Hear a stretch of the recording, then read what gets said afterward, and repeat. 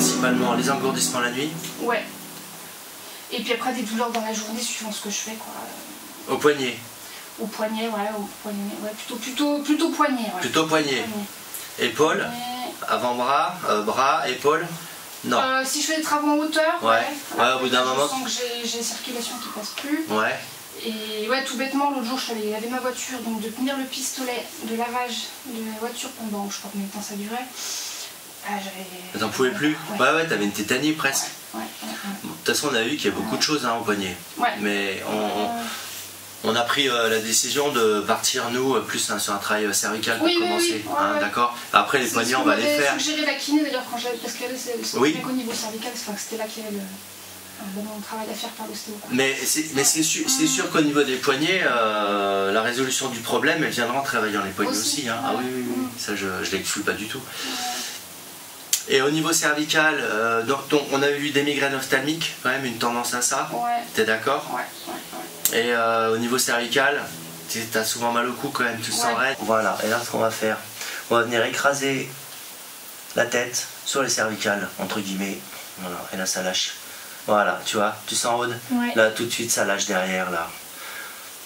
Au niveau de la première cervicale, enfin au niveau des premières cervicales, base de crâne, voilà, c'est très très bien. Alors, cette épaule, elle est ultra raide. Il m'amène où mon diagnostic? En fait, le schéma dans lequel tu es, celui-là, la tête impactée sur les cervicales, toujours avec ce mouvement vers l'avant, de pression vers l'avant un peu. Tu vois déjà la tête, on peut la bouger. Elle est plus mobile. Elle est plus mobile, hein, c'est plus libre. Hein. Je rappelle qu'en première séance, on parlait d'un front qui était lourd. Ouais. Comment tu sens ton front là? Voilà, comme ça je le sens plus léger. Bah voilà, il est plus léger.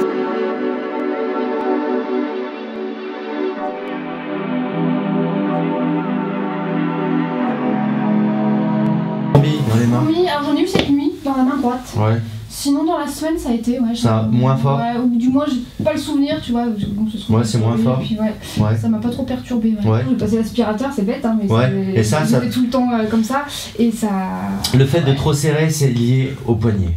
À ta problématique de poignet. C'est pas en faisant le travail qu'on fait là-haut qu'on changera ça. Non, je crois pas.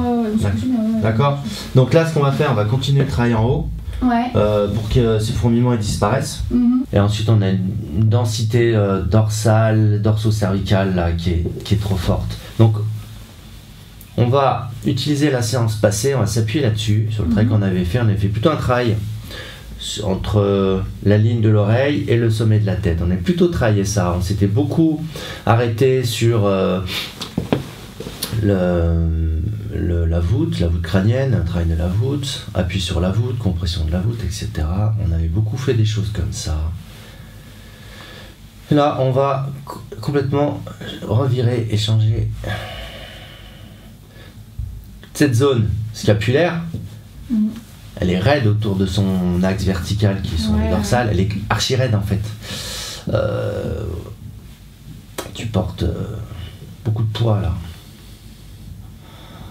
Alors on va y aller très doucement, à ne rien déranger. Tu vois, les clavicules à leur départ, elles sont très raides aussi. Hein. Au niveau du manubrium sternal, on va ne rien déranger justement pour avoir les bonnes informations tout de suite. Tu vois là, l'information que j'ai, c'est ta respiration.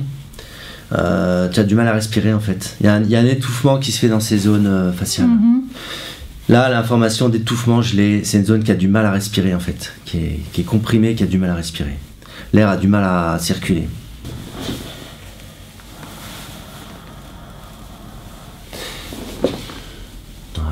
Voilà. Et en fait, le côté gauche, il influence énormément, donc on va aller voir à gauche en fait. On va bien respecter l'ordre que ton corps nous donne. Voilà, là ça lâche. Elle sait jamais comment se positionner ton épaule droite par rapport au reste du corps, c'est-à-dire notamment par rapport au haut, c'est-à-dire cervicale et tête.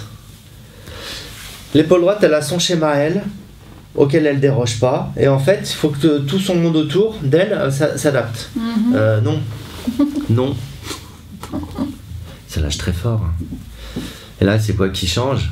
Bah, c'est toute la relation thorax avec la tête, avec le visage. Et du coup, tout ça, ça va influencer. Bah, ça va pas influencer, ça va soigner les cervicales en fait. Hein. Voilà, tout simplement. Hein. Ça va enlever les contraintes qui sont sur les cervicales et du coup les soigner. T'as des problèmes de gorge souvent? Ouais, je suis très sensible. Ouais, voilà, c'est ça. Au okay. froid, voilà. Dès qu'il y a un coup de froid. Ouais, on est d'accord. Okay. Tu fais quoi toi comme symptôme? Tu perds ta voix? Pas non, forcément. T'as mal à la gorge? J'ai mal, ouais. Ouais, t'as mal. C'est pour ça que j'ai tout le temps une écharpe, quoi. C'est rare. Voilà, d'accord, ok. Donc ça, si on travaille bien, ça change. Ah ouais? Ah oui. On en reparlera l'hiver prochain. Bah oui, parce que la gorge, elle est sous l'influence de la face. Ouais. Elle est sous l'influence des rétractions de la face. Des rétractions de la face en lien avec le dos en fait, enfin, en lien avec le reste.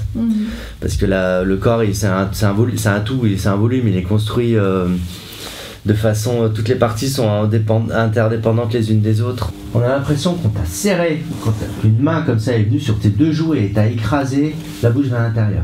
Ok. C'est étonnant. Comme c'est puissant. Chez toi, c'est très très puissant ça. T'as fait l'orthodontie? Ouais. Ouais,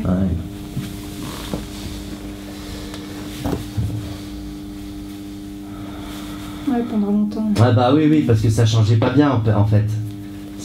Les corrections, elles se faisaient pas comme ils voulaient. Ouais, peut-être, je sais plus. Je me souviens plus trop. Mais... pendant 4 ans, j'ai eu des bagarres. Voilà, c'est ça. En fait, ta mâchoire, elle est toute petite. Hein. Elle est restée complètement étriquée et comprimée. Hein. Donc, c'est dommage que ça n'ait pas été fait avant, tout ce travail. Mais bon, c'est comme ça. Allez, continue. Là, tac. Magnifique. Tu sens là? Ouais, que ça libère. Ah bah oui. Bah oui. Je respire mal. Bah bien sûr. Ouais. Bah le bouton. Parce que... Bah, bien sûr. Parce que j'en ai tout le temps quoi. J'ai l'impression d'avoir encore 15 ans quoi. Ouais. Le bouton, ça traduit. Et le problème de peau, c'est des problèmes profonds qui ressortent. Ouais. Des axes qu'on va complètement changer. Du coup, la mâchoire, elle va retrouver un peu d'espace. Hein. Tu vas mieux respirer. Ta respiration, tu vas me dire, je respire mieux, j'ai l'impression de mieux respirer en fait. Ouais.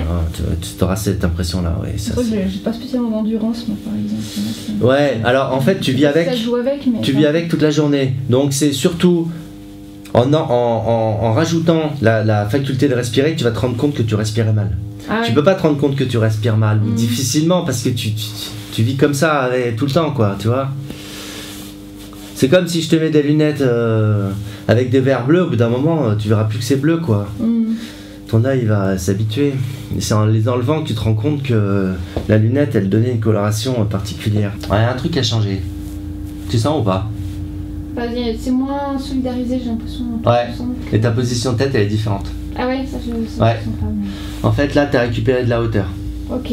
Voilà, déjà. Très bon point.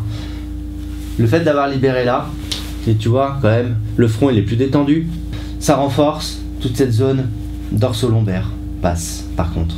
Là, ça ressort très fort. Ok. Toute cette zone, elle ressort très très fort, là. Tu sens? C'est dur. Ouais, c'est archi impacté. Et les épaules, il faut qu'on va continuer sur ces épaules. Comment se sont passées tes nuits par rapport à tes fourmillements dans les mains et tes paresthésies dans les mains? Alors par rapport à ça, là ça a été ces 2 dernières nuits là, depuis la dernière. Il y a un changement.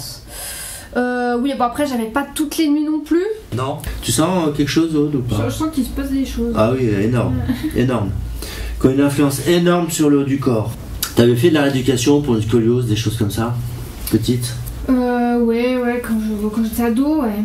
T'as une belle scoliose quand même, hein? Oui, ouais. Pas une belle scoliose. Petit bilan, non pas de fin d'année, mais de fin de séance. Bah, le bassin, c'est le bassin qui est le plus parlant. Qui ah partait, oui. Ah oui. Le changement qu'on a obtenu à cet endroit-là, c'est incroyable. Les dorsales, c'est moins raide. T'as un dos qui est, on va dire, plus dans sa continuité. Ça fait moins des courbures très prononcées, des champs de bosse en fait. Ça c'est bien. Là, cette zone-là, elle est raide. Cette zone cervicale, elle est raide. Elle est raide. Et tu vois, ce petit mouvement là, Là, ce petit mouvement, il est possible. Avant, c'était tout de suite une défense et une rectitude qui s'installait, hein, vraiment. Il y a plus de souplesse. T'es d'accord ou pas? Ouais. Tu le sens? Ouais, là, oui. Mon pronostic, c'est que tu vas avoir beaucoup moins de fourmis la nuit. Voir vraiment les fourmis, elles vont te laisser tranquille jusqu'à la prochaine fois. Ok. Je pense.